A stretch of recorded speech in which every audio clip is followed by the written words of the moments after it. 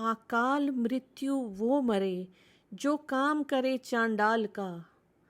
काल भी उसका क्या बिगाड़े जो भक्त हो महाकाल का।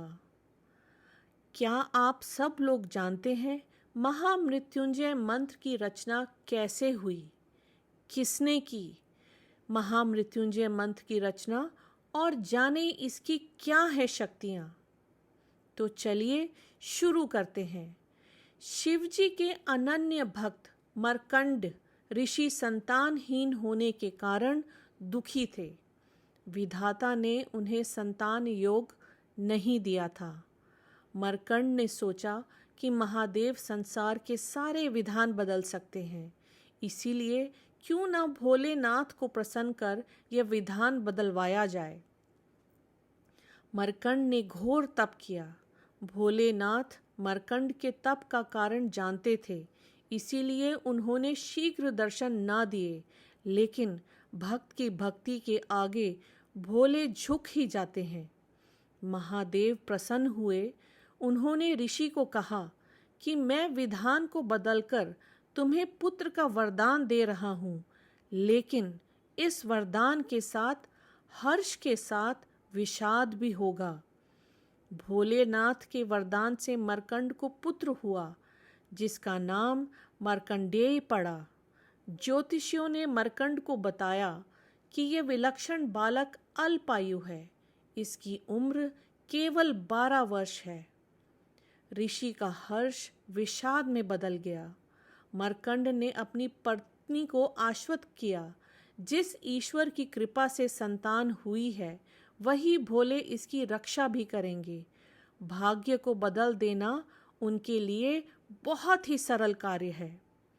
मार्कंडेय बड़े होने लगे तो पिता ने उन्हें शिव मंत्र की दीक्षा दी। मार्कंडेय की माता बालक के उम्र बढ़ने से चिंतित रहती थी। उन्होंने मार्कंडेय को अल्पायु होने की बात भी बता दी थी।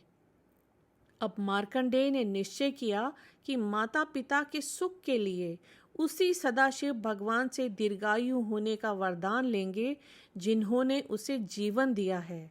12 वर्ष पूरे होने को आए थे। मार्कंडेय ने शिवजी की आराधना के लिए महामृत्युंजय मंत्र की रचना की और शिव मंदिर में बैठकर उसका अखंड जाप करने लगे। ओम त्र्यंबकम यजामहे सुगंधिम पुष्टिवर्धनम उर्वारुकमिव वंदनाहि मृत्योरुक्षि अमामृता। समय पूरा होने पर यमदूत उन्हें लेने आए। यमदूतों ने देखा कि बालक महाकाल की आराधना कर रहा है, तो उन्होंने थोड़ी देर प्रतीक्षा की। मार्कंडेय ने अखंड जप का संकल्प जो लिया था, यमदूतों का मार्कंडेय को छूने का साहस न हुआ और वो लौट गए। उन्होंने यमराज को बताया कि वे बालक तक पहुंचने का साहस नहीं कर पाए। इसी पर यमराज ने कहा कि मर्कंड के पुत्र को मैं स्वयं लेकर आऊँगा। यमराज मार्कंडेय के पास पहुँच गए।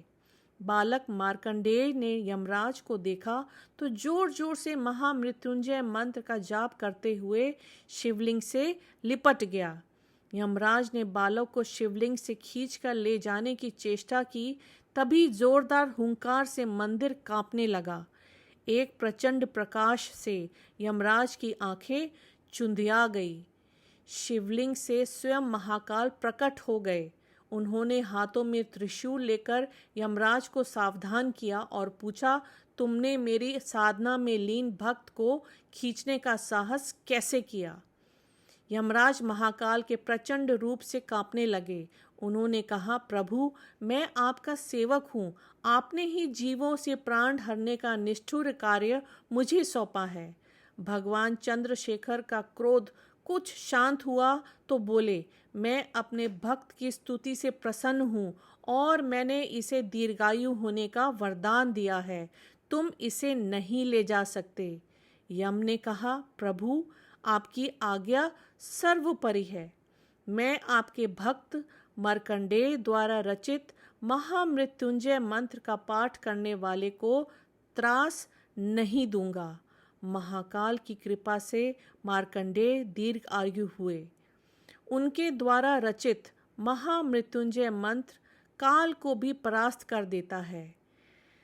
आप सभी को सुबह उठकर प्रातः एक बार कम से कम महामृत्युंजय मंत्र का जाप जरूर करना चाहिए। हर हर महादेव। ओम नमः शिवाय।